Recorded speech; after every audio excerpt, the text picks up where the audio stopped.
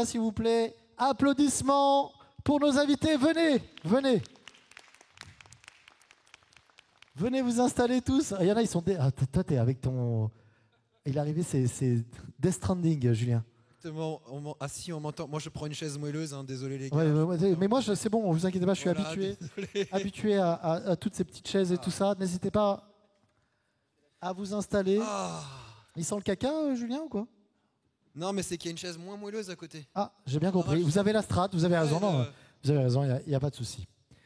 On va attendre peut-être que nos deux autres invités soient là, ou on peut déjà commencer un petit peu, les gars. Dans tous les cas, on a déjà perdu une demi-heure, je vous le dis. Hein, mais vous inquiétez pas, ça va passer très très vite. Déjà, je voudrais savoir, ça s'est bien passé pour vous aujourd'hui ou pas? Prenez les micros, il y en a 3 là. N'hésitez pas, partagez-les. Alors celle à ma gauche est bancale. Hein. Vous pouvez essayer, mais... Ah bravo. Ah, du coup, tu vois, tu te rapproches de... ça va, super. Ah bah reste avec moi, Julien. Elles sont toutes bancales. J'ai l'impression que Julien a envie déjà de repartir du TGS. Ça me fait très plaisir d'être là. Bah nous, ça nous fait très plaisir que tu sois là. Prenez les micros, allez-y. Prenez les micros, les gars. Oui, j'avoue, le micro, mais c'est net. Non, mais c'est bien. On sent l'animateur quand même. Hein. Ah bah non. Allez-y, il y en a un autre. On va faire 2 groupes. C'est le groupe là et le groupe là-bas. Ok. Bon. Bah écoutez, déjà, je suis très heureux de vous accueillir encore une fois. Pour la plupart, je vous connais. Il y a des petits nouveaux. Monsieur, je ne vous connais pas. Il va falloir. Bah, de toute façon, ce qu'on va faire, ce qu'on fait d'habitude, c'est les présentations, parce qu'il y a peut-être des gens aussi dans le public qui ne vous connaissent pas nécessairement. Et on va commencer, comme je l'ai dit tout à l'heure. Ah bah attendez, regardez, on a nos 2 retardataires. Un tonnerre d'applaudissements. Oh là là là là. On a nos retardataires, mais ça fait rien. Allez, ils sont pardonnés. Ils sont pardonnés. Allez David, viens t'installer là. En fait, c'est fait exprès, c'est pour se faire remarquer. Mais c'est ça, mais ils ont la strate. Ils ont la strate, ils ont bien raison. Bon, nous sommes au complet. Ça fait plaisir d'être ici sur cette scène du TGS. C'est la dernière conférence pour moi ici aujourd'hui, et c'est la conférence donc youtubeurs, influenceurs. On va parler de vos carrières, on va parler de vous, on va parler peut-être aussi de ce que vous pourriez donner en conseil dans le milieu de YouTube, de Twitch Game pour certains aussi. On va parler de l'évolution de YouTube aussi. Donc voilà, je suppose que pour pas mal d'entre vous, il y a beaucoup de choses à dire. On va s'octroyer un peu plus d'une demi-heure quand même si on est un petit peu en retard, parce que c'est la fête et qu'on est à la maison quand même, d'accord? Donc on fait un peu ce qu'on veut, ok? Allez, on commence les présentations. Je te laisse commencer. Peut-être qu'il y a des gens qui ne te connaissent pas. Let's go, c'est parti. Et bah, du coup, moi, c'est Mirolam. Je fais que du Minecraft sur YouTube, surtout orienté survie. Donc moi, j'affectionne particulièrement tout ce qui est construction. Et ça fait bien 5 ans que je fais ça maintenant. Et toujours sur les nouveautés de Minecraft à chaque fois qu'il y en a qui sortent. Très bien. Le petit nouveau, vous pouvez applaudir, hein, ça, il n'y a pas de souci. Hein. Alors, le petit nouveau. Alors, je vais être très franc, alors, je ne te connais pas, je ne te vois pas souvent. Tu vas voir, il a un très joli prénom. C'est vrai? J'espère que tu t'appelles Frédéric. Je m'appelle Frédéric. Merci beaucoup. Non, je m'appelle Julien. Oh pétard, c'est notre 2e joli prénom, effectivement. 3e Julien, ça va, calmez-vous là. Ouais, mais Julien, c'est très bien. D'accord. Alors Julien, alors moi, je suis La Balade de Sakura. Je suis une chaîne YouTube sur le web documentaire sur le Japon et le voyage. Et j'appartiens bien sûr au collectif Vue du Japon. Ok, voilà. Très bien, super intéressant ça, vraiment. Alors moi c'est Jiro Japan, donc je suis aussi membre du collectif Vue du Japon, et donc j'ai une chaîne YouTube sur la culture japonaise, notamment avec des vlogs, des vidéos dégustation, des recettes de cuisine, et aussi il y a une bonne partie sur le CMV avec les cosplays. Ok, très bien. Alors moi c'est Super Canard, alors je fais du Minecraft, du Pokémon, et je parle du Japon, non pas du tout. Il paraît que ça vend bien. Tu sais que j'y ai cru une fraction de seconde quand même, Julien, je te le dis direct, hein, je me suis dit, c'est pas possible. Non, moi je parle de pop culture de manière générale, mais principalement de Picsou, Donald, les canards en bande dessinée. Mais c'est un truc de fou ça quand même, voilà. Parce que, attends, tu fais des émissions sur cette thématique-là, et on se dit, mais c'est assez restreint. Je veux dire, quand on a fait une émission de 40 minutes sur Picsou, stop, on peut passer à autre chose. Et toi, tu arrives à trouver encore, généralement, quelque chose à dire? Il y a beaucoup de choses à dire. Okay. Et quand tu regardes, là, on a Don Rosa qui est présent, donc un des plus gros dessinateurs de Picsou. Effectivement. Quand tu vois la file d'attente qu'il y a pour aller se faire des... Ah ouais, mec, c'est insane. Ça parle aux gens. C'est n'importe quoi. Voilà, mais on en parle plus tard, je vais laisser la place. Mais bien sûr, on va pas faire ton interview de suite. C'est à toi. Allez, let's go. Il y avait un transfert de micro. D'accord, excusez-moi. Moi, c'est Rayton. Je sais pas exactement ce que je fais sur Internet, mais en gros, je fais un peu tout ce qui est dans ma tête. Genre, dès que j'ai une idée, je la fais et je vois si ça passe. Et généralement, ça passe. Et ça passe. Ouais, ça Il passe. me semble que ça passe en tout cas. Genre, vraiment, quand je te dis que c'est n'importe quoi, genre on nage avec les requins, après on fait des dons à des petits streamers, après d'un coup on fait l'entraînement de One Punch Man, ça n'a aucun sens. Vraiment. Mais c'est ça qui est beau. Mais et ça nous intéresse surtout. Donc du coup, fatalement, les idées fonctionnent. Donc tant mieux. Rayton, applaudissements aussi s'il vous plaît.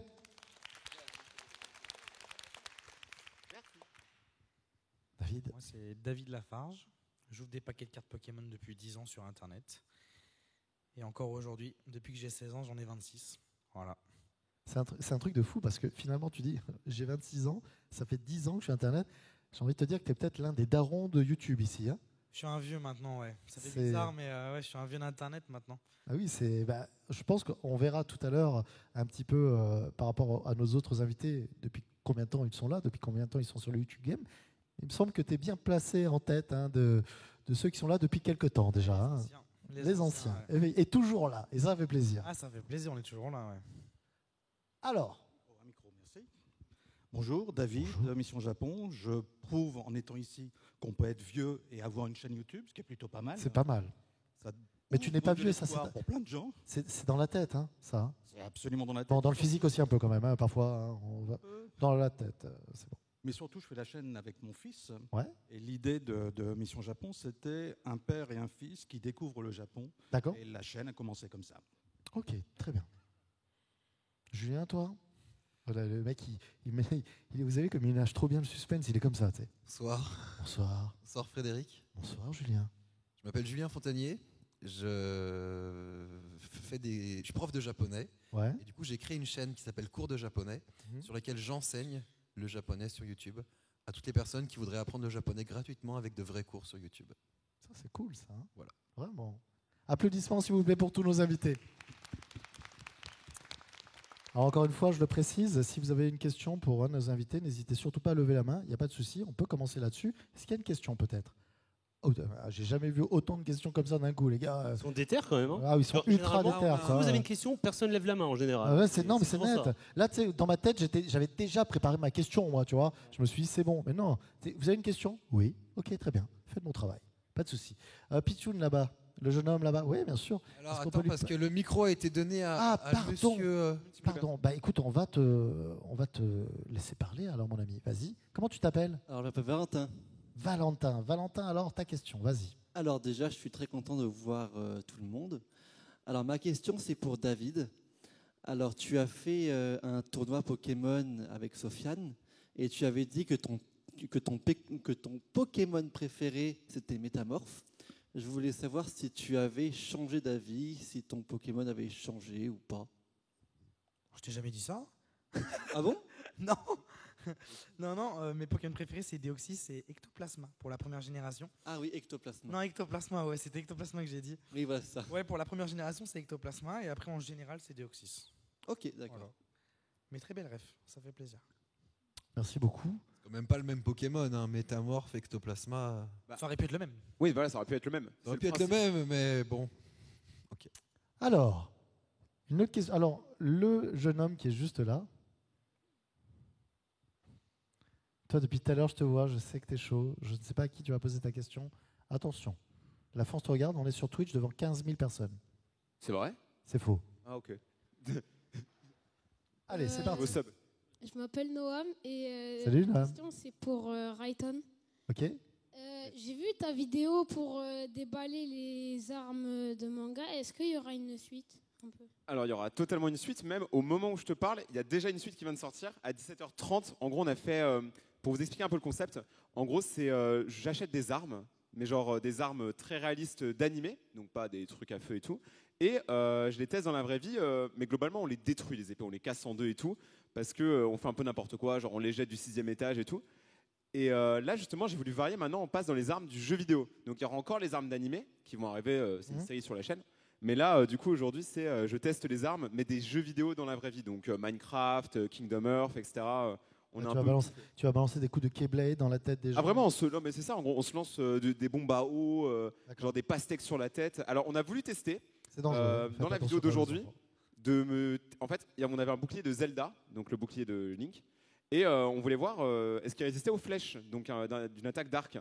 Et je me suis dit dans la vidéo, au pire, je mets comme ça, tire-moi dessus, et on voit si ça traverse pas. Et heureusement qu'on a fait un test avant parce que ça traverse extrêmement bien. Du coup, j'aurais clairement pu mourir sur ce tournage en vrai. Heureusement que justement la régie là-bas, le cadreur, il m'a dit ouais non, on le fait pas, genre tu vas te blesser bêtement. Morale de l'histoire, n'utilisez pas ce genre d'arme. Rayton, attends, j'ai une question parce que je suis collectionneur de répliques Zelda. Ouais, vas-y. T'as pris quel bouclier? Le bouclier lien de base. Genre oui, chez vraiment... quel fournisseur? Ah, c'est un qui fait que des répliques. Ouais. C'est le plus connu en France. Comment il s'appelle? Il est français? Ouais, c'est français. Ok. Attention Julien, c'est parce que c'est son père qui a ouvert ça, donc fais gaffe à ce que tu veux dire. Bah tes boucliers tiennent pas, frérot. On a fait le test, ils tiennent pas les boucliers. Ok, parce que si tu veux des vrais boucliers liens, je te donne les bonnes adresses, Rayton. Ok, on se voit après, t'inquiète. Et les flèches, crois-moi, elles font pas les malines. Tu me fais peur, mais ouais. Vas-y, on fait ça si tu veux. Julien, on dirait qu'il vend de la drogue derrière. Ouais, bah, d'accord. Je vous promets, il m'a dit le seul truc, il m'a dit bouclier Zelda. Je te promets, Julien, d'un coup, tu t'es calmé à la City Center là. C'est magique pour lui en général. Je promets, c'était à la Rio Saiba, il était comme ça, il fait. Rayton, écoute-moi bien. Attends, Rayton. Là, tu pourras tirer des flèches, t'inquiète. J'ai ce qu'il faut dans le coffre de ma voiture. Okay, je te promets, c'était comme ça, quoi. Ok. Voilà. On va commencer un petit peu les petites questions. Je voulais savoir, là, par rapport à vous tous, ça va être une question générale. Vous pouvez aussi bien répondre tous, si vous le voulez, ou pas, ou chacun peut-être. Je voulais savoir, quand est-ce que vous avez commencé YouTube? Qu'est-ce qui vous a amené à YouTube, finalement? Peut-être, tu sais quoi, on va commencer avec le petit nouveau, tiens. Alors, moi, YouTube, ma chaîne a été créée en 2013. Ouais. Et elle fonctionne vraiment depuis 2015-2016. D'accord. En fait, à la base, j'ai créé un documentaire sur les châteaux japonais qui a été diffusé à la télévision, sur la chaîne Voyage. Donc, en fait, je viens un peu YouTube par passion. Déjà, parce que j'adore l'image, j'adore le montage et j'adore le Japon. Donc, je me suis dit, allez, créons une chaîne YouTube. Ça permet d'utiliser tous les rushs que j'ai sur le Japon, de faire vivre, en fait, mon amour du Japon. Alors du coup, tu disais, là, je rebondis sur ce que tu disais, tu dis que 2013, tu crées ta page, et que 2015-2016, ça commence à marcher. Ouais, je commence à Qu'est-ce qui s'est passé pour que ça fonctionne comme ça, alors? Enfin, ma chaîne, elle ne marche pas. Elle s'adresse à un public, je pense, plutôt âgé. Plus âgé, oui, effectivement. Plus âgé. Oui. Et en fait, c'est au fur et à mesure, en fait, au début, je faisais de la vidéo sans me montrer. Ouais. J'ai commencé en 2017-2018 à commencer à faire des vidéos où je me mettais plus en avant. Donc ça permet effectivement d'associer en fait quelqu'un avec la vidéo, ce qui est plutôt sympa. Donc, voilà. Okay. Bon, après, avec le collectif, on a fait des belles choses aussi, donc c'est ça qui est sympa. Ouais. Et puis on a toujours cette passion du Japon, et puis avec la réouverture, on va pouvoir c'est encore une nouvelle vidéo, quoi. C'est encore mieux, là, avec la réouverture du Japon, ça donne encore plus envie de regarder toutes nos vidéos, là, de savoir un petit peu ce que l'on peut faire. Parce que ce qui est tout aussi intéressant, c'est que vous montrez un petit peu, on parle de l'histoire, on parle de la culture, on parle du pays et autres. Et il y a peut-être, notamment avec Jiro Japan, peut-être aussi les petits tips, les bons coins, les petits trucs au niveau monétaire, les choses à faire, pas cher, plein de choses comme ça, non? Ouais, c'est ça. C'est vrai que j'avais d'ailleurs fait une vidéo, parce que c'est souvent que j'interviens sur scène où je donne des trucs et astuces par rapport à mon expérience sur comment voyager au Japon pour pas cher. Et c'est vrai que j'en ai fait une vidéo justement où je donne pas mal de petites infos. J'aime bien aussi sortir des lieux touristiques, aller un peu me perdre hors des sentiers battus, parce qu'il y a des très belles pépites des fois. Et c'est vrai que j'essaie de partager un petit peu ça. Comme Julien, passionné de Japon, j'aime la vidéo parce que quand on était ado, on faisait des parodies de publicité, des courts-métrages avec une bande de potes, on postait ça sur Dailymotion. Donc ça date. Dailymotion. Hein et le truc, c'est qu'on a créé notre chaîne, on avait créé une chaîne YouTube en 2008, donc vraiment dans les débuts, et on l'a jamais alimentée. Chacun est parti un peu faire sa vie à droite à gauche et c'est resté en suspens. Et en 2017, j'ai décidé de changer de vie. Et mon meilleur pote avec qui je faisais les vidéos m'a dit vas-y, essaie de refaire de la vidéo, de ça. Alors le problème, c'est que tout le monde était parti à droite à gauche. Et j'avais cette passion du Japon dans un coin de ma tête et j'ai commencé un peu à regarder ce qui se faisait. Et là, je me suis dit mais ouais, c'est ça qu'il faut que je fasse, partager ma passion pour le Japon à travers des vidéos. Et du coup, c'est ce que j'ai fait, quoi. C'est juste incroyable. Ok, très bien. Tu sais quoi, regarde, on passe la main. À toi, Julien, alors? Je crois que je suis une personne très narcissique. Mais alors, attends. On va pas. Est-ce que c'est péjoratif? Là, dans ce contexte-là, est-ce que c'est péjoratif? Je sais pas, mais en tout cas, ça fait depuis tout jeune que je fais de la scène, que je fais du théâtre, que j'aime me mettre en scène. Et je suis arrivé à un moment de ma vie où j'avais envie de faire plus que juste montrer ma gueule, mais de partager des choses. Et c'est voilà, avec cette envie de partage que du coup, j'ai réalisé que finalement, toute mon enfance, j'ai très peu travaillé à l'école. Je suis très mauvais pour retenir des choses. Par contre, je suis très bon pour retenir les bandes dessinées, les films. Donc j'ai une espèce de culture cinématographique comme ça, de bandes dessinées et des choses que je peux amener, justement. Est-ce qu'on n'a pas plus de facilité quand on aime les choses aussi? Ce que j'allais dire, c'est la passion. C'est possible, ouais. J'avais pas tellement de passion pour l'école, pour le coup. Ça, je crois qu'on avait compris. Mais aller à l'école, hein, c'est important. Quittez pas l'école. Donc voilà, c'est venu un petit peu comme ça. Et j'ai commencé par des trucs un peu classiques, Star Wars, tu vois, le truc qu'on fait un petit peu tous.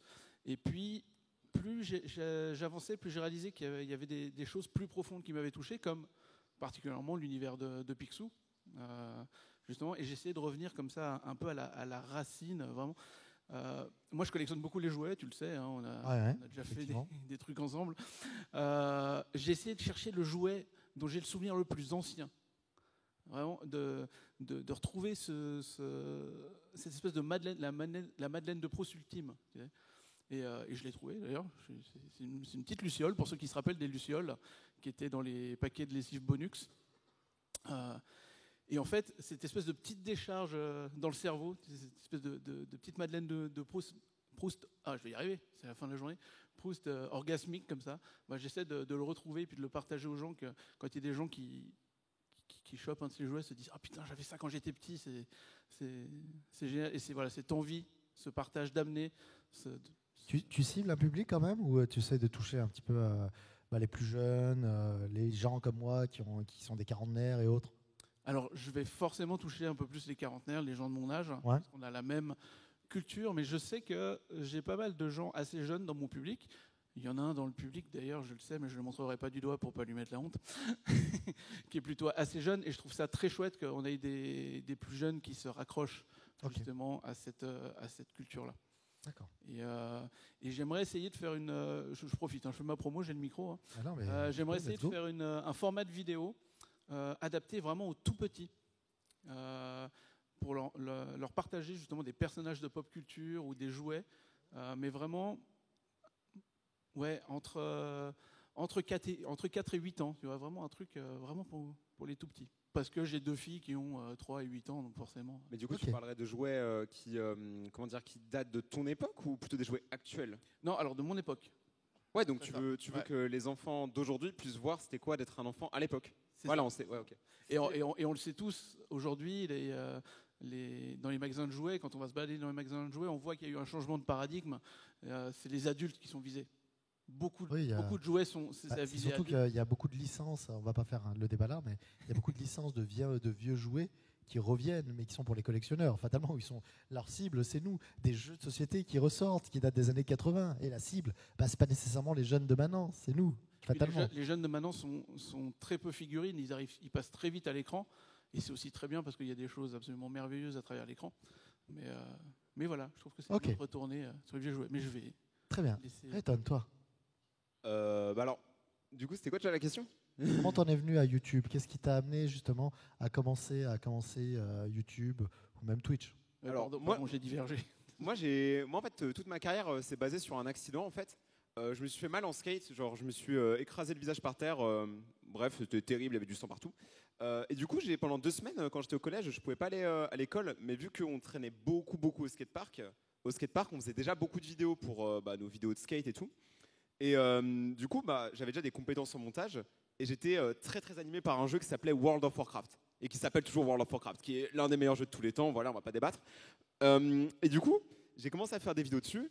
Mais c'était un public méga niché. Et au bout d'un moment, j'ai voulu progresser, mais j'avais déjà une communauté. Et je passais au multigaming. Je faisais du Squeezie-like, on va dire. Et au fur et à mesure, aujourd'hui, c'est vraiment devenu n'importe quoi, mais c'est parfait. C'est trop bien. Donc moi, j'ai commencé à cause d'un accident. Mais la passion du partage a toujours été là. Il y a combien de temps? Ouah, ça fait... En vrai, mes premières vidéos, ça devait être il y a plus de 6 ans. D'accord. Plus de 6 ans, 16 ans peut-être, ouais. Ok, Mais c'était pas aussi sérieux qu'aujourd'hui. Genre, je faisais 7 mois de pause entre chaque vidéo, c'était pas pareil. Mais c'était pas la même chose. Là, maintenant, tu as envie, c'est ton travail. Ah ouais, aujourd'hui, 2 jours de pause, c'est considéré comme j'ai arrêté en fait. D'accord. Je suis ok. mort. Très bien. Toi, David, ça fait longtemps qu'on se connaît. Ça fait très, très, très longtemps qu'on se connaît. Ça fait longtemps quand même, ouais. Ça remonte à quelques années. Mais alors, toi, qu'est-ce qui t'a amené justement à te lancer dans YouTube? Toi qui es spécialisé justement sur la licence Pokémon. Alors, la licence en général, plus les cartes à l'heure actuelle. Cartes, ouais. Et moi, franchement, en vrai de vrai, c'était en 2013. Je regardais déjà quelques YouTubeurs à l'époque. C'était Diablo X9, Cyprien, les vieux de la veille. Hein. Et fut un jour où je regardais une série sur un truc de zinzin. Je regardais une série sur Canal+, une vieille série qui s'appelait Terra Nova. Terra Nova. Ils ont arrêté. Et bref, on suivait ça avec mon père tous les jeudis soirs, un truc comme ça. Et un jeudi, il y a eu un match de foot. Mon père, il a pas mis la série, tu vois. Et donc du coup, je me suis dit, tu sais quoi, je vais prendre ma tablette et je vais filmer mes cartes Pokémon. Et je m'étais appelé David Lafarge parce que la flemme en fait. Je voulais juste faire une vidéo, tu vois. Ouais, bien sûr. Et c'est parti comme ça l'histoire. Ok. Voilà. T'imagines le début là, tu te dis bon allez. En plus, moi ce qui me fait délirer, c'est vraiment les anecdotes comme ça. C'est bon. Alors, je regardais une série et puis bon, je l'ai pas regardé ce soir-là. Il y avait un match. Non mais c'est un truc de fou quoi, tu vois. À l'époque, tu pouvais pas te lancer en disant je vais faire youtubeur, ça n'existait pas. Est-ce que ça veut dire, David, que si ce jour-là il n'y avait pas eu de match de foot, on serait pas là ensemble là? Jamais j'aurais été là. Moi à l'époque, j'étais un joueur semi-pro de tennis de table, sport-études. Ok. J'adorais tout ce qui était le trading et tout. Ouais. J'avais rien à faire sur Internet. Je ne sais pas allumer une télévision. Mais je te jure que c'est vrai. Hein. D'accord. J'ai une quiche monumentale. Et pourtant, je suis sur Twitch tous les soirs. Hein. Bien sûr. Mais non, c'était pas fait pour moi à la base. Hein. D'accord. Le hasard a fait les choses et le destin a voulu que... Eh ben, tant mieux, j'ai envie de te dire. Tant mieux pour nous, effectivement. Petite dernière question, parce que tu es le gros spécialiste ici. Je me dois de te poser cette question. Qu'as-tu pensé du fait que Sacha soit devenu le grand maître Pokémon maintenant qu'il a fini son parcours finalement? Ça y est. Sacha, ouais, après 25 ans, il a gagné les maîtres de la ligue, le boss, champion du monde. Qu'est-ce que j'en pense? Je suis premièrement surpris quand j'ai appris ça. Ouais. Pour moi, Pokémon, ils sont forts, tu vois. Mm-hmm. C'est jamais censé s'arrêter. Et donc du coup, c'est quoi l'après? Moi, surtout ça qui m'interroge. Qu'est-ce que ça va être l'après? Est-ce qu'il y a Sacha qui va continuer dans l'aventure? Ou est-ce que c'est bon, il est finito, le frérot? Ou est-ce qu'ils vont le faire vieillir? Ou son fils peut-être? Non, moi je pense qu'il va, si je peux me permettre, je pense que il va avoir un nouveau héros et que lui va rester en tant que maître de ligue. Un nouveau héros. Retour de raid. Depuis le début, on va dire la ligne directive de la série, c'est le gars, il veut devenir le maître Pokémon. Il y est arrivé. Tu veux qu'il fasse quoi d'autre maintenant? Mais je sais pas. C'est pour ça que je te dis. C'est hâte de voir la suite et tout. Moi, j'ai eu un peu peur. Hein. Je me suis dit peut-être c'est la fin de Pokémon. Parce qu'un nouveau héros, ça voudrait dire peut-être plus Pikachu du coup. Je pense qu'il y aurait toujours cette symbolique. Je pense qu'il y aurait toujours cette symbolique de Pikachu. Mais après, Sacha n'est pas du tout le héros déjà des jeux. Alors, on peut très bien faire une passation de pouvoir. Enfin, c'est pas. Je dirais pas que c'est pas en même temps, encore une fois, là, c'est une remarque de Daron. Hein. Ça fait 25 ans qu'on regarde Pokémon. Hein. 25 ans que c'est toujours le même gars. Donc fatalement, effectivement, c'est les vieux qui vont se dire ah ouais, c'est plus le même héros maintenant, tu vois. Mais les jeunes qui vont arriver en cours et vont se dire bon bah ça va, moi ça fait 3 ans que je regarde Pokémon, là ça passe à quelqu'un d'autre, ok, y a pas de souci. Tu vois, c'est plus nous qui sommes choqués en fait. Toi, t'as l'habitude, t'as déjà vécu des fins de saga. Ah oui, mais vous savez que je suis pas nécessairement fan extrême de Pokémon, mais même moi qui suis pas fan, j'ai trouvé ça énorme de se dire que j'ai vécu la fin, tu sais, genre. C'est un parcours qui est incroyable quand même. 25 ans, les mecs, vous vous rendez pas compte, mais 25 ans. Il y en a ici, ils étaient même pas nés quand la série a commencé, c'est pour vous dire. L'épisode, il est sorti? Oui, il est sorti. Est-ce que quelqu'un dans la salle a vu le dernier épisode de Pokémon? Enfin, c'est pas le dernier, hein. C'était le match, c'était la finalité du match, comme quoi il était, mais c'était pas le dernier. Je crois qu'il manquait 3 épisodes après ou quoi que ce soit, un truc comme ça, quoi. Ok, mais il y a quand même des mains qui se sont levées, hein. Donc ça veut dire qu'il y a des gens qui ont vu. Hein. Ah bien sûr, bah, tant mieux. Le combat, il était bien ou pas? Ouais. Bah, les mecs, ils avaient mis tous les meilleurs animateurs du monde pour faire le combat. Hein. Ouais, là, ils avaient par contre, il était un peu pété, quoi. Excuse-moi, Pikachu contre un Dracofeu, c'est pas possible, quoi. Contre Tarak, ouais. Ouais, c'était Tarak, le grand maître. Au Japon, ils diffusaient ça sur les grands écrans à Shibuya des buildings. Et les gens s'arrêtaient dans la rue et tout. C'était diffusé en direct et tout. C'était impressionnant. Un vrai event, quoi, hein, vraiment. On passe. La suite quand même, savoir un petit peu, toi tes débuts justement sur YouTube. C'était un accident, c'était pas une volonté, ni YouTube. Toi aussi, il y avait un match de foot et tu t'es... Non, accident, pas le même accident que toi, mais même le Japon, c'était pas une volonté non plus. C'est-à-dire qu'en 2016, je me rends compte que je vais avoir 50 ans, mon fils 25 ans, demi-siècle, quart de siècle, on se dit il faut qu'on fasse un truc ensemble. Il est en école de cinéma, donc immédiatement on pense à la vidéo. Donc très logiquement, on se dit on va créer une chaîne YouTube. De quoi on va parler ? On ne sait pas. Éventuellement, on va faire un voyage. Au moins, on aura des choses à filmer et à raconter. On se fait une liste, chacun de son côté, de pays qu'on souhaite visiter, le Japon, et sur les deux listes. Et on n'est pas forcément des passionnés du Japon depuis toujours, parce que moi, je suis trop vieux et mon fils trop jeune pour être de la génération Club Do et des mangas, etc. Donc, on est plus comics que manga à la base, tu vois. Donc, on n'est pas forcément dans cet esprit de faire le voyage d'une vie dont on a rêvé depuis très longtemps, parce qu'on a vu des mangas qui nous ont donné envie d'aller au Japon. Donc, ça a été une complète découverte. Et la chaîne, on l'a commencé en préparant en direct, en faisant des lives, notre voyage, en demandant aux gens de nous aider sur une destination qu'on ne maîtrisait pas, qu'on ne connaissait pas. Donc tout ça s'est fait très, très tranquillement et on est tombé amoureux du Japon quand on y est allé, avec une envie folle au retour d'y retourner. Et puis après, il y a eu le Covid, donc ça a été un peu plus compliqué. Mais globalement, la base de la chaîne, c'était ça. C'était juste de faire un voyage au Japon, de filmer ce qu'on faisait, les découvertes qu'on pouvait faire, et puis de mettre ça sur YouTube et point barre. Et comme on avait justement cette envie d'y retourner et qu'on ne pouvait pas y aller, on a eu une autre idée, c'était celle de faire le Tour de France du Japon, où on avait défini quelques villes en France où on allait chercher ce qu'elles avaient de plus japonais. Ça, c'était juste avant le Covid. Le Covid est arrivé, on ne pouvait plus aller au Japon et les vidéos ont été plutôt... Plus aller en France non plus. On pouvait aller nulle part, le tour de la on pouvait pas maison sortir du Japon. Mais on pouvait effectivement avoir des vidéos qui permettaient d'aller près de chez soi pour trouver les bonnes adresses ou rencontrer les gens qui pouvaient parler du Japon sans forcément aller dans le pays. Alors, c'est pas péjoratif, mais est-ce que justement, alors c'est con, mais est-ce que le Covid n'a pas été source de nouveaux talents ? Est-ce qu'il n'y a pas des gens qui ont ensuite, grâce au Covid, entre guillemets, se sont dit peut-être qu'il y a j'ai peut-être des choses à faire sur YouTube, il y a peut-être des trucs à faire ou autre. Très certainement, oui. Certainement, oui, carrément. Pas forcément d'exemple en tête, mais très certainement. Ah oui, non, mais c'est sûr. Je pense que c'est sûr même. Tu penses, toi, David ? Bien sûr, Ponce par exemple, qui est un des plus gros streamers de Twitch. Et Ayam Blacko aussi, c'est lancé pendant le Covid, je crois, non ? Attends, Ponce pendant le Covid ? Non. Blacko, non, c'est pas lancé. Connaître. Il s'est fait connaître pendant... Ah oui, il s'est fait connaître, oui, d'accord. Blacko, il s'est lancé pendant le Covid, je crois. Ponce, il s'est lancé. Sûrement. Ponce, il était lancé avant, mais il faisait 100 viewers. Ouais. Il n'en avait pas 15 000 comme maintenant. Ouais. Non, le Corona, ça a lancé énormément de gens. Sur Twitch surtout, et TikTok. Ouais. Oui, c'est vrai que on n'a pas parlé de cette plateforme. On va finir sur Julien, mais les gars, il nous reste 15 minutes. On a tellement de choses à dire en même temps. J'ai envie de vous dire. Julien, toi alors ? Moi, je vais faire un truc terrible, mais j'ai une grosse question d'abord. Dis-moi tout. Il y a des gens qui regardent le match. On en est à combien Attends, c'est pas bête ça. 0-0 toujours. C'est qui joue Bah, c'est la France qui joue. Et oui, les gars, mais attendez, c'était pas 17h le match ? C'est 17h, ouais. Et on est à 0-0 ? On est C'est contre qui là déjà ? Le Danemark, non ? ouais. Ah oui. Bon, ça va, on va suivre ça de très près. Hein. Suivez ça. Dès qu'il y a un but, vous dites. Dites-le nous. Vous énervez-vous sur le. Donc toi alors. Alors, moi j'ai toujours aimé créer des choses sur Internet. Ouais. Avant, j'écrivais des fanfics. Je vous en parlerai pas parce que j'ai vraiment pas envie que vous puissiez les lire. Quoi ? Des vrais fanfics ? Ouais, des fanfics sur des jeux vidéo, tout ça. Et t'es allé loin dans le délire ? Ouais. Et tu les as publiés ? Il y avait même une scène érotique chapitre 5 qui avait fait fureur. N'écoutez pas, les enfants n'écoutaient plus à partir de là. Non, bah, c'était soft. Hein. Moi-même, j'étais collégien, donc c'était pas incroyable, tu vois. Bref.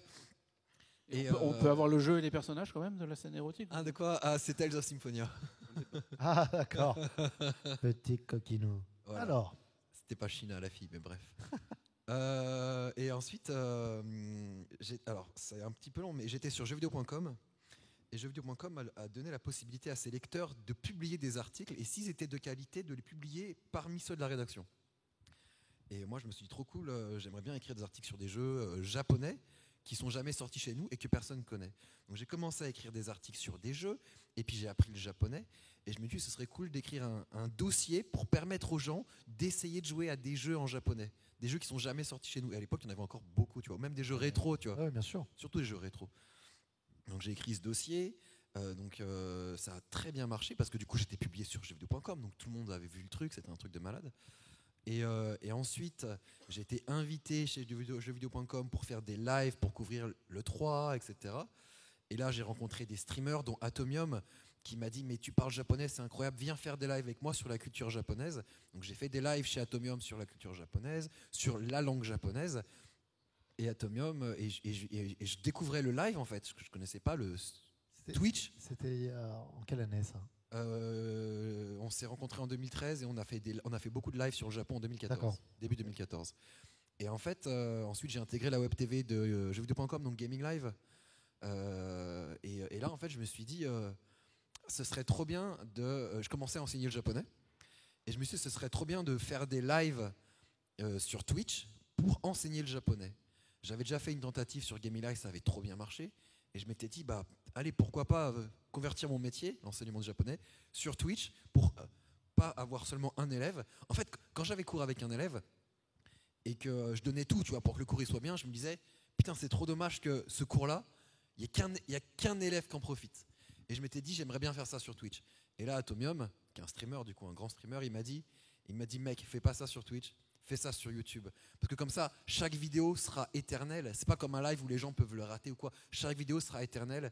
Et genre, tout le monde pourra apprendre le japonais sur YouTube. Je lui ai dit, mec, c'est une bonne idée. Je me suis enfermé dans ma chambre pendant des mois. J'ai préparé des vidéos. Et j'ai sorti ça. Et quand j'ai sorti ça, en fait, de tout ce que j'avais fait des années précédentes, les gens me connaissaient déjà pour parler du Japon, des lives d'Atomium, de vidéo.com. Donc j'avais déjà une communauté. Donc quand j'ai lancé ma chaîne, j'ai jamais découvert le palier des 100 abonnés, le palier des 1000 abonnés. J'ai ouvert ma chaîne, j'avais même pas encore posté de vidéo, que j'avais déjà 1500 abonnés par exemple, tu vois. Et donc du coup ça a pris tout de suite et voilà, donc des cours de japonais sur YouTube. GG, félicitations. Voilà. Merci à Atomium du coup pour l'idée. Merci à Atomium. Si jamais. Ok. Est-ce qu'on a des petites questions peut-être encore là? Il n'y a pas de 6 minutes vraiment. Qui ça? Mais j'avoue, il n'est pas passé. Hein. Ah toi c'est vrai. Oui, comme je suis passé avec toi, Julien. Je suis tellement désolé. Non, mais pas grave, tranquille. Je suis passé comme ça et en fait. On a commencé à côté du coup, c'est vrai. Excuse-moi, vas-y. Oui, il n'y a pas de souci. Hein. Moi ça va, c'est pas parti d'un accident. Moi j'ai toujours été passionné par les jeux vidéo. Ça fait très longtemps que j'y joue. Et en fait, c'est quand même parti d'un simple délire avec des potes quand j'ai fait ma première année de BTS. Et en fait, vu que je jouais beaucoup à un jeu mobile, il m'a dit, écoute, si tu aimes bien le jeu, tente de faire des vidéos dessus. Du coup, j'ai commencé à en faire. Bon, vraiment, au début, en termes de commentary, c'était vraiment pas ça. Genre, vraiment, moi, j'étais juste intéressé par le jeu et au niveau de tout ce qui est présentation, c'était vraiment pas mon fort. Et en fait, au final, je voyais que même malgré le fait qu'il n'y ait pas forcément de commentaires, il y a quand même de plus en plus de gens qui venaient voir mes vidéos parce qu'en fait, j'étais un des seuls à en faire sur ce jeu. Et du coup, avec l'expérience, au bout d'un an, j'ai commencé à vraiment prendre ça à cœur et à améliorer la partie commentaires. Et du coup, au bout de ces 1 an, j'avais quand même accumulé 3000 abonnés, ce qui déjà était énorme pour moi. Et après, j'ai eu un déclic, j'ai découvert Minecraft. Et j'ai tout de suite adoré le jeu. Et très vite, j'ai fait une transition totale sur Minecraft. Et donc la première année, c'était assez compliqué parce que du coup, personne ne me connaissait de Minecraft. Et puis, entre le jeu mobile auquel je jouais et Minecraft, il n'y avait vraiment aucun rapport. Et du coup, j'ai dû presque repartir à zéro et me forger une commu autour de Minecraft avec le peu d'expérience que j'avais eu avec, on va dire... l'aisance à l'oral, les commentaires. Parce qu'en fait, moi, de base, je suis vraiment quelqu'un de très réservé et je parlais à personne. Genre, vraiment, je parlais pas ultra réservé, j'étais timide. Bon, là, aujourd'hui, les gens ont du mal à me croire en mode avant, je parlais pas et tout. Ben non. Donc ça, j'ai bien évolué entre-temps. Et du coup, suite à cette année, première année de Minecraft, j'ai fait du coup un seul mode de jeu en particulier qui a pas mal marché également, qui est le Skyblock. Et en fait, pour ceux qui suivent un peu Minecraft et les serveurs Minecraft, J'ai commencé Palladium, en fait, qui est un serveur de jeu assez connu maintenant en France, parmi les plus gros serveurs français. Et en fait, vu que la commu dessus, c'est celle de Fuse, pour ceux qui connaissent, et en fait, elle est quand même assez conséquente.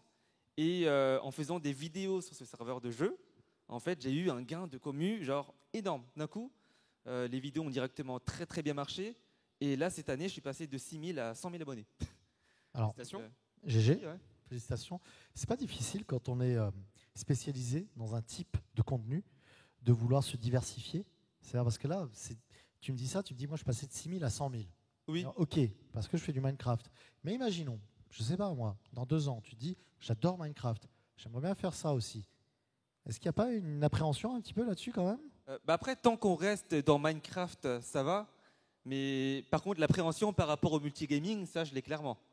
Ah voilà, oui, c'est une vraie question pour tout le monde d'ailleurs. Hein. En fait, le truc, c'est que ça dépend de ce que tu fais dans Minecraft. Si tu parles par exemple littéralement du jeu et que tu es dans la technique et tout, que tu ne pas forcément ta personnalité, tu vois, que tu es littéralement une sorte de tuto vivant. Là, les gens, vu qu'ils seront moins attachés à ta personnalité, quand tu vas vouloir tenter autre chose, ils vont moins être dans le délire. Donc, c'est pour ça que par exemple, si on veut comparer avec Fortnite, sur Fortnite, il y a plein de créateurs qui aujourd'hui sont dead parce qu'ils ont fait que se focus sur le jeu. À l'inverse, certains ont réussi à passer à l'IRL, donc à faire des vidéos on va dire, plus grand public, comme Michou par exemple.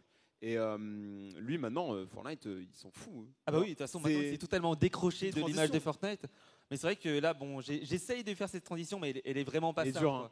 Mais il faut s'y mettre. De toute façon, là, j'ai commencé à faire un petit format un peu vlog où justement j'essaye de parler de moi et j'essaye vraiment en fait de me décrocher parce que sur Minecraft on a vraiment son personnage et en fait mon image c'était vraiment juste mon personnage Minecraft. Et là c'est vrai que j'essaye un peu de me décoller de cette image juste Minecraft et que mes spectateurs, que ma commu me connaissent plus moi que mon personnage sur Minecraft quoi. Bah ouais, parce que même après créativement sur le long terme être enfermé dans une seule niche ça dépend de ce que tu fais tu vois, mais c'est pas fou je pense pour le mental, parce qu'imagine tu as envie de faire ça, en plus imagine tu as les moyens et tout, tu te dis je peux faire ça mais je le fais pas parce que tu sais que tout le monde s'en fout, genre c'est horrible. Toi tu vois là, c'est un piège un toi peu. t'expérimentes clairement parce que toi du coup t'as aucune limite, t'as une idée, tu te dis je vais la faire. Ouais, mais j'ai travaillé ça parce que justement à la base, moi je venais d'un plus de World of Warcraft. Cool, crois-moi, ils n'avaient rien à faire de mes vidéos gaming. Je faisais des vidéos sur agar.io, c'est totalement l'opposé. Mais en fait, c'est à force de le faire, justement, j'ai débloqué une nouvelle communauté. Donc il ne faut pas le lâcher. C'est pas parce que vous faites que des vidéos sur un truc et que quand vous tentez autre chose, ça marche pas, qu'il faut abandonner. C'est pas que votre vidéo est mauvaise, c'est juste que votre communauté est habituée à un certain type de contenu. Et il faut les habituer, les prévenir, en parler dans la vidéo juste avant, dire ouais la prochaine vidéo elle sera spéciale et tout, les motiver et essayer de leur donner un peu la curiosité en fait. Moi c'est ce que j'ai appris en changeant plein de fois de style de vidéo, à chaque fois j'avais le même problème, ça, et c'est le truc que j'ai retenu. Il faut les habituer. Là je suis dans la période de transition, faut vraiment que je persévère dedans, mais c'est vraiment pas simple à faire. Ouais. La moitié, en vrai, n'y arrive pas. Hein. C'est vrai, en fait, moi, ça fait environ 5 ans que je fais quasiment que le même contenu, en fait. Et je vois que c'est à ses limites, en fait. Et même moi, je m'en lasse parce que je vois que je suis bloqué par rapport à ce type de contenu. En fait, je suis vraiment associé à l'image du joueur qui va jouer à Minecraft pour faire des constructions et des aventures. Ouais. Et en fait, je me vois mal, en fait, demain, par exemple, proposer du Fortnite, par exemple. Et tu vois, c'est marrant parce que avec David par exemple, toi tu as eu l'effet inverse. C'est-à-dire que lui en gros, on en parlait tout à l'heure, il faisait que du Pokémon, des cartes, et quand il publiait un truc qui n'avait rien à voir, c'est-à-dire par exemple la dégustation, ça marchait, comme tu me disais, 1000 fois plus au final. Pourquoi toi tu penses que tu as été différent des autres? Pourquoi tu as vu l'inverse? Tu as des directions artistiques à mettre en place et tout, il n'y a pas de hasard sur Internet. Hein. En réalité, tu peux sortir de Minecraft, mais ça se joue sur le long terme. Moi, ce qui a fait que j'ai réussi à faire une transition sur Pokémon et que ma tête, tu la vois un peu partout sur Internet, etc., c'est que j'associe toujours un concept IRL un peu à Pokémon, tu vois. Okay. Par exemple, mes premières dégustations, c'était des produits japonais Pokémon. Et après, c'était des dégustations normales. Mes premiers challenges, à l'époque, on devinait des peluches, mais des peluches Pokémon. Et après, on a fait des challenges un peu plus générales. Ouais, tu as fait une transition un peu IRL en restant dans le thème de Pokémon, et après, tu as habitué du coup ta communauté. Il est possible pour tout créateur de contenu de changer de contenu. Oui, ça c'est malin. C'est une bonne idée. Et je pense que pour certains, le changement de plateforme aussi, Tu parlais de TikTok tout à l'heure, Mhm. mais des fois le changement de plateforme, ceux qui sont passés de YouTube à Twitch ou de YouTube à TikTok, ça a permis certaines transitions. Parfois, parce que tu parlais de direction artistique, et on n'a pas la même direction artistique, si on peut parler de direction artistique sur TikTok, que sur YouTube ou sur Twitch, etc. Et c'est vrai que ça peut être aussi des fois le petit switch qui permet de... tu parlais de personnalité, je pense que sur Twitch, c'est des fois plus simple de justement amener cette personnalité parce que tu es en contact direct en plus avec les gens. En contact direct, c'est de Twitch, l'animation. Twitch, c'est vraiment très difficile en vrai. Hein. Ah ouais. Bah, commencer à faire que Twitch, c'est très C'est compliqué. très difficile d'être sur Twitch. Et pour moi, c'est la plateforme la plus difficile et la plus prestigieuse d'ailleurs. Ouais. Si vraiment tu veux faire un autre contenu, tu vas sur TikTok, tu fais n'importe quoi, ça va marcher quoi. Hein. Alors Twitch, pour ceux qui ne savent pas, ouais, c'est une plateforme de streaming pour ceux qui ne connaissent pas. Donc en gros, c'est, on va dire, comme YouTube, mais en direct. Donc là où tu peux vraiment avoir une interaction justement. Et je suis full d'accord avec toi. Pour moi, c'est la plateforme la plus dure à mettre en place. Genre créer une communauté là-bas. Si t'as pas de réseau autre, tu vois, pour amener des gens, c'est quasiment impossible. Parce qu'il n'y a pas de recommandation sur Twitch. En fait, c'est soit tu as une communauté de base et tu les ramènes sur Twitch, qui est déjà très compliqué, soit ça sert à rien en fait, parce qu'il n'y a personne qui va te découvrir. Alors que TikTok, tu peux faire n'importe quoi. Il y a forcément des gens qui vont tomber sur tes vidéos. C'est comme YouTube. Tu publies une vidéo sur YouTube quand tu es personne. Tu as 0 abonné. Tu publies une vidéo, tu vas faire 1 vue. Twitch, tu vas lancer un live, il y aura 0 personne dessus. TikTok, tu es personne. Hein. Frérot, tu bois une bouteille d'eau, il y aura forcément au moins 50 vues. Tu tapes un C'est ça buzz, qui est incroyable. t'as 3 millions de likes pour une bouteille d'eau. Non, mais je t'assure que c'est vrai. Ah, Donc non, TikTok, c'est c'est ça. vraiment pour moi, en tout cas, la meilleure plateforme, en tout cas pour se lancer et se diversifier. Tu peux faire tout ce que tu veux. Après, pour moi, tu vois, TikTok, c'est quasiment que du buzz pour quasiment tout le monde. Donc, après, c'est chaud d'apporter ce gain de commu énorme sur tes autres Il y a pas de réseaux et tout. communauté Enfin, sur TikTok. non, il n'y a pas vraiment de commu, mais Pour moi, de il n'y a toute pas façon, de, c'est du one il shot. y a pas ce truc communauté et tout. Les gens s'abonnent, mais j'ai l'impression qu'ils ne s'attachent pas Ah oui, forcément aux ils s'abonnent pas, créateurs ouais. et tout. De toute façon, personne check, tout le monde reste dans les pour toi en fait sur TikTok. Alors, il y a une alternative en fait, c'est qu'il y a des créateurs justement. Je suis d'accord avec vous. Il y en a plein qui en fait justement n'arrivent pas à créer de communauté, mais qui arrivent à faire des vues des fois. Mais il y a une autre variante, c'est ceux qui font des lives TikTok. Justement, revenons en live. Donc il y a la fonctionnalité de live, et eux arrivent à développer une communauté beaucoup plus fidèle. Et en fait, le but de TikTok, quand j'ai parlé à d'autres créateurs, pour la plupart, c'est en fait de faire migrer leur audience. Donc, dès qu'ils la font migrer vers des plateformes où c'est plus dur de gagner des abonnés comme Instagram ou YouTube, à ce moment-là, pour eux, ça devient intéressant. En fait, le but de TikTok, c'est pas de faire de l'argent. Le but de TikTok, c'est de faire une communauté. Ouais. C'est, en gros, ça permettrait à n'importe qui ici de justement commencer. Et j'en avais parlé avec, je ne sais pas si vous connaissez le Bouzeux, c'est un YouTuber connu sur Twitch, Fortnite et tout. Et lui, il me disait pareil, il m'a dit TikTok, en fait, il faut voir ça comme une sorte de vitrine pour ton contenu. Et après, le but, c'est que tu arrives à ramener des gens. Vraiment, s'il y en a ici, vous voulez commencer à gagner des abonnés, publiez vos vidéos sur YouTube, mais ne négligez pas TikTok. Genre, ça peut vraiment vous aider. Ouais, c'est énorme en visibilité sur TikTok. D'un coup, ça peut, à partir de rien, comme tu as dit, David, de toute façon, ça peut rapporter une vue, énormément de vues sur ce que tu fais. Et après, c'est vrai que les lives, au final, les lives TikTok, la fidélisation, un peu, ça se rapproche de Twitch au final. Ouais. C'est ce qu'on fait sur Twitch. Après, Twitch, j'adore Twitch, mais le problème, en fait, c'est que ça demande tellement de régularité, de présence. Et tu vois, comparé à YouTube, où tu peux. C'est la colonne vertébrale de Twitch, pas là tous les la soirs, régularité, les gars. Hein. T'es pas là tous les soirs. sur Après, Twitch, tu vois, c'est non. die, C'est hein. mort. Hein. YouTube, tous les c'est soirs, pas pareil. YouTube, tu peux très bien préparer du contenu en avance et avoir du contenu pendant 1 ou 2 mois. Peut-être pas 1 ou 2 mois d'avance, mais tu peux facilement avoir 1 ou 2 semaines d'avance et prendre du temps pour toi et faire autre chose à la place. Alors que Twitch, vraiment, faut que tu sois chez toi avec ton setup. Et puis surtout, il faut que ton public soit au rendez-vous. C'est parce que sur Twitch, tu donnes des rendez-vous. Parce que c'est pas la même chose de faire venir des gens tous les soirs à 19h que de les faire venir sur YouTube où ils ont la semaine pour voir la vidéo. Oui, c'est ça. Ils peuvent regarder quand ils veulent. De toute façon, c'est là sur YouTube, ça bouge pas. Hein. Si je dis pas de bêtises, pardon. Twitch, c'est aussi la meilleure plateforme pour gagner de l'argent, non? Non. Non. Non, oui, YouTube, ça dépend. Ça dépend des placements produits. En fait, Twitch. Alors, sans parler de placement de produits, parce qu'avec les subs et les dons. Les subs, c'est pas si rentable. Hein. En fait, les subs, et les c'est dons, plus un engagement. Les dons, enfin, moi, à l'époque, quand Twitch a commencé, je voyais des gens, ils se faisaient un salaire chaque soir. En fait. Ça a vite changé, ça. Attention. Hein. Je sais plus comment ça marche, les dons sur Tu peux Twitch. quand même avoir les dons. Moi, tu vois, j'ai pas C'est ça, te cacher. Moi, j'ai 1500 viewers tous les soirs. Ouais. 7 jours sur 7, à part quand je suis en convention. Ok. Tu vois, j'ai 6000 subs. Ok. Il y a 6000 personnes qui payent 4 euros par mois. Ouais. Je touche 6200 euros. Ok. Sur 24 000 euros dépensés. Parce que Et Bezos, Twitch. Bezos, il a la dalle. Avec tu vois. les impôts, ouais. Non, c'est avant impôt. Ah, tu veux dire t'as que 1 euro sur parce le que Twitch prend un pourcentage énorme, c'est ça? Moi, Twitch me prend 60%. Ouf. Un peu plus. Ok. Donc après, il y a les impôts et tout, tu vois. Et pareil pour les dons. Twitch a lutté contre les dons en dehors de la plateforme. Donc maintenant, t'achètes de la monnaie Twitch et t'as un don avec. Les bits. Ah, c'est plus des dons PayPal comme à l'époque.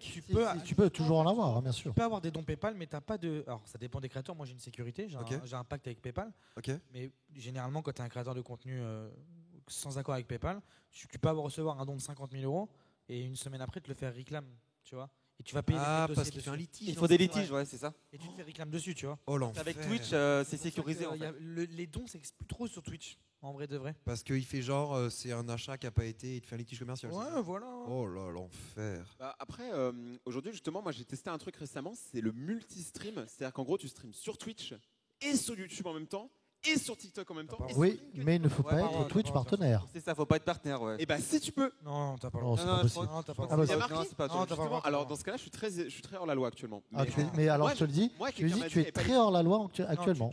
Bien, si tu es policier dans la salle. Tu es Je suis partenaire Twitch. Si tu es Twitch, partenaire, me bannez pas. tu peux streamer que sur Twitch et TikTok en même temps. Oui, Quoi si tu as plus de 1000 abonnés sur TikTok. Ah, ils ont la Mais haine là, de YouTube. si tu streams Ah, bah ouais, en c'est même mis temps sur sur YouTube C'est et sur interdit. Twitch, fais très attention, tu risques de Pas bon, faire hein. strike C'est Comment à... Ninja il a fait? Il est partenaire lui. Tu parles de Ronaldo, frérot. Aussi. Ronaldo, Twitch, ils ont regardé, ils ont fait OK, d'accord. Bon, bah du coup juste pour dire, j'ai testé ça. Et YouTube, étonnamment, j'avais 1000 fois plus de dons que sur Twitch. Genre alors qu'il y avait plus de gens sur Ouais. Twitch. Ça, c'est vrai, ouais. C'est Ouais. très Les étrange. super chats. Ouais, le super chat, les gens ils aiment bien. Alors le super chat pour dégonfler tout de suite, il y a une prise de Google. Je sais plus de combien elle est. Ça doit être 50-50, un truc comme ça. hein. C'est 60%. Je 60. sais pas. Il me semble que c'est 60%. Ils prennent 60 Google. Moi, hein. j'ai streamé 2 ans sur YouTube avant Twitch. Ouais. Et quand il y avait des dons de 100 euros, il restait genre 45 balles C'est dessus. ridicule, tu en vois. vrai. Mais pour revenir là où c'est intéressant Twitch, c'est les partenariats long terme. Il y a beaucoup plus ça sur Twitch. Des gens qui en gros par exemple, je sais pas, une marque de PC genre MSI par exemple, qui veut qu'il y ait son petit logo quelque part sur ton live, qui défile pendant ton live. Et en fait tu es rémunéré à ça, plus des codes partenaires et tout. Et du coup Twitch en vrai, les gens dépendent de moins en moins des viewers. Et perso moi c'est ce qui me fait peur, c'est que imaginons que tu es streamer, entre guillemets tu dépends de la fortune de tes abonnés. Donc s'ils ont pas de thunes, si c'est la crise, t'es mort aussi, tu vois. Alors De que toute façon, YouTube, tu t'en fous. c'est ça. Les C'est gens les ne revenus dépensent rien publicitaires. pour tes vidéos, c'est gratuit, tu vois. De toute façon, YouTube, c'est quasiment que des revenus publicitaires. Twitch, c'est vraiment l'engagement de la communauté. Et ça varie en fonction des mois. YouTube, en général, quand tu as des stats assez stables, bon, ça dépend forcément des mois aussi, parce que genre décembre, ça va être beaucoup mieux qu'en janvier, quoi. Mais ouais, c'est vrai que YouTube, ça dépend pas de l'argent de ta commune. Attendez. mais vraiment juste de Pour la France au moins. C'est Oh, bien. qui a marqué? Ah, incroyable, quel homme. Oh là là. Combienième minute? Cette convention. 61e. Ah, ça sent bon ça. Excuse-nous, tu disais. Moi, j'avais une question, moi, Fred. Dis-moi. Comment ça fait tellement d'années qu'on se connaît, mais comment toi t'es tombé là-dedans là? Comment t'es parce devenu qu'on voit tout casteur, présenteur? Ah, comment je suis tombé à cette... Parce que moi, je te vois partout depuis des années. Alors, c'est simple, c'est qu'à l'époque, à la base, il y a 12 ans à peu près, je jouais, je continue à jouer dans la web-série Noob. Ouais, meilleure web série. Moi, je suis un gros fan. Hein, Et je joue le rôle de Sparadrap dans cette série. Et en fait, grâce à cette série, eh bien, j'ai pu être, on va dire, un petit peu famous. Et j'ai fait énormément de salons, beaucoup de dédicaces pendant des années. Et je suis tombé sur les bonnes personnes. Ça veut dire qu'à une époque, moi j'aimais beaucoup la scène. Hein. Quand on faisait des conférences avec l'équipe, j'étais un petit peu le troublion, hein, le gars qui aimait bien délirer tout ça. Et je savais que j'aimais beaucoup la scène. Et un jour, j'ai commencé à faire des animations avec Kayane sur scène. Et des paris manga, tout ça. Et on a commencé à faire pas mal d'animations ensemble et autres. Et elle m'a présenté, ça marche comme ça, hein, elle m'a présenté des personnes qui, à l'époque, allaient faire un stand Acer à la Paris Games Week. C'était pour la sortie d'Overwatch, le premier. Et du coup, ils m'ont dit, ouais Fred, tu veux pas venir pour animer le stand Acer Overwatch à Paris Games Week? Je fais, ok, let's go, il n'y a pas de souci, je viens. Et ces gens-là, c'était Malorient, je leur fais des gros bisous d'ailleurs, et ces gens-là organisaient à l'époque la DreamHack à Tours, donc qui était l'une des plus grosses LAN françaises, entre guillemets, parce que la DreamHack aussi se joue en Allemagne et autres. Et ils m'ont dit, est-ce que tu veux pas venir host la DreamHack? Je fais, bah Ouais, bien entendu. C'est une très grosse scène. C'est mes premiers pas réels dans l'e-sport. Je fais OK, il n'y a pas de souci. Et ensuite, c'est le bouche à oreille. Vous le savez tous, quand quelque chose fonctionne, finalement, on te reprend, on te fait travailler et autres. Et moi, il s'est avéré que j'étais un bon showman, j'étais quelqu'un qui avait une présence sur scène, qui marchait bien. Et on m'a dit, voilà, on m'a présenté d'autres personnes. Et j'ai pu commencer à travailler avec d'autres structures, Ubisoft pour Rainbow Six. Pas mal de trucs. J'ai fait la Lyon eSport, que j'ai faite encore il y a 2 semaines. Donc c'est moi qui hoste la Lyon eSport depuis quelques années. L'Occitanie, la Gamers Assembly. En fait, moi, c'est marrant parce que vous voyez beaucoup de casters, beaucoup de hosts très très connus, grâce à Webedia, grâce au stream, tout ça. Mais il faut savoir que moi, je suis un peu le mec de l'ombre. Ça veut dire que, peut-être contrairement à tous ces gens-là, j'ai fait toutes les plus grosses scènes de LAN en France. Toutes. Jusqu'à Monaco, toutes. Mais moi, personne ne sait que j'existe. Parce que je ne suis pas sur Paris. Parce que je m'en plains pas, hein, vous savez, je m'en plains pas. Mais c'est comme ça. Moi, c'est mon boulot. C'est mon vrai travail de faire l'animateur et de venir faire le host sur scène, réellement. Mais je suis vraiment le perso de l'ombre. C'est quand on m'appelle, je dis OK, je réponds à l'appel du Gondor, il n'y a pas de souci. Mais j'ai pas cette visibilité en tant que streamer ou autre. Je fais pas, vous me voyez pas dans des émissions sur Paris ou tout ça, parce que moi je suis déjà excentré. Hein, j'habite dans le sud de la France et tout ça, et que c'est plus difficile pour moi de bouger. Mais moi, mon vrai travail, c'est la scène. C'est ce que j'adore faire. Donc ça me va. Vraiment, ça me va. J'ai pas besoin d'avoir cette visibilité de ouf. J'ai assez donné pendant. Croyez-moi, hein, j'ai fait 3 fois le Grand Rex grâce à Noob. Hein. On a rempli 3 fois le Grand Rex, les mecs. Donc du coup, moi, je suis le vieux. Hein, ça y est, j'ai donné. Je fais mon travail, je le fais bien. Je suis assez content.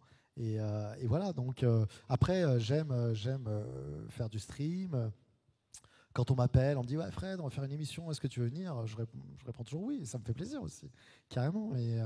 Mais voilà, moi je me considère un petit peu, surtout à l'heure actuelle, comme l'homme de l'ombre, le mec qui fait son job, qui essaye de le faire bien.